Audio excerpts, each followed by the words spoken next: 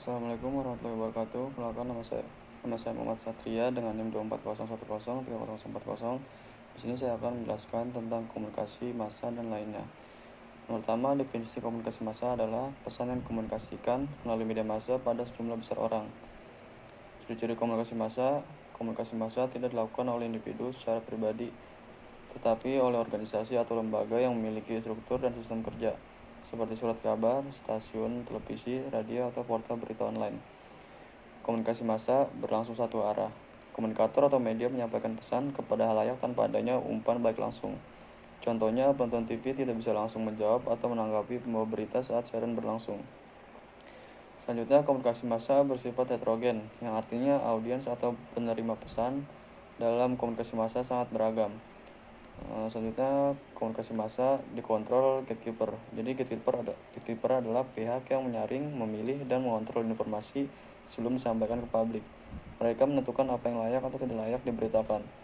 Contohnya seperti redaktur, editor, produser berita, atau admin media digital. Ada beberapa fungsi komunikasi massa. Yang pertama itu menyampaikan informasi, mendidik, menghibur, dan melakukan pengawasan sosial. Media massa terdiri dari media cetak seperti surat kabar, majalah, tabloid, dan lain-lain.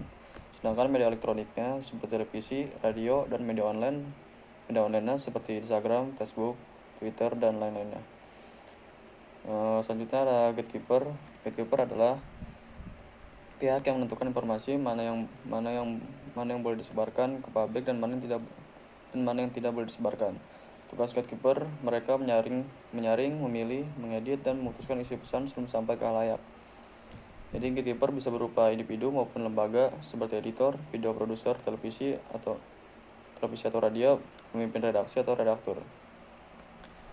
Regulator dalam komunikasi massa adalah lembaga atau pihak yang berfungsi mengatur, mengawasi, dan menegakkan aturan dalam penyelenggaraan media massa. Tujuannya adalah menjaga keseimbangan antara kebebasan berekspresi, tanggung jawab sosial, serta kepentingan publik. Dengan kata lain, regulator bukan untuk membungkam media, tapi untuk memastikan media bekerja untuk masyarakat, bukan melawan masyarakat. Jadi regulator adalah lembaga atau otoritas yang membuat, menerapkan, dan menegakkan peraturan di bidang media massa. Regulator tidak sekedar melarang atau mengontrol, tapi juga menjaga keseimbangan antara kebebasan pers dan tanggung jawab sosial media. Fungsi dari regulator adalah membuat dan menetapkan kebijakan media, menegakkan hukum dan etika media, melindungi kebebasan pers, dan lain-lain. Tugas pokok dari regulator di Indonesia adalah mengawasi isi siaran televisi dan radio, memastikan sesuai P3SPS atau pedoman perilaku penyiaran dan standar program siaran. Selanjutnya, mengawasi etika dan kebenaran isi iklan agar tidak menyesatkan konsumen. Selanjutnya, internal feedback adalah tanggapan atau reaksi yang muncul dari dalam lembaga media itu sendiri terhadap pesan yang mereka sampaikan kepada publik. Contohnya ketika pembaca berita melakukan kesalahan seperti salah ucap, salah sebut, dan lain-lain. Yang kedua ada external feedback.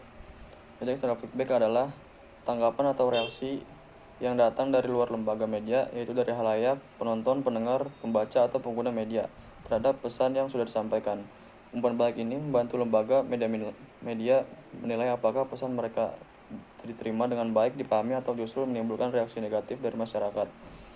Yang kedua ada kumulatif feedback atau umpan balik kumulatif, adalah reaksi atau tanggapan dari halayak yang bersifat jangka panjang dan terkumpul dari waktu ke waktu, bukan langsung terjadi setelah pesan pertama kali disampaikan. Artinya efek atau tanggapan terhadap pesan media ini tidak muncul secara langsung, tetapi terjadi secara bertahap setelah audiens menerima pesan yang sama atau sejenis berulang kali. Yang ketiga ada institutionalized feedback atau umpan balik yang dilembagakan, adalah tanggapan dari halayak yang disalurkan melalui lembaga atau institusi resmi, bukan secara langsung dari individu ke media. Artinya umpan balik ini diatur dan dikumpulkan secara sistematis oleh lembaga tertentu, bisa oleh media itu sendiri, lembaga survei, atau lembaga rating, atau badan pengawas penyiaran untuk menilai respon publik terhadap peran media massa. Segitu saja penjelasan dari saya, kurang lebih mohon maaf. Assalamualaikum warahmatullahi wabarakatuh.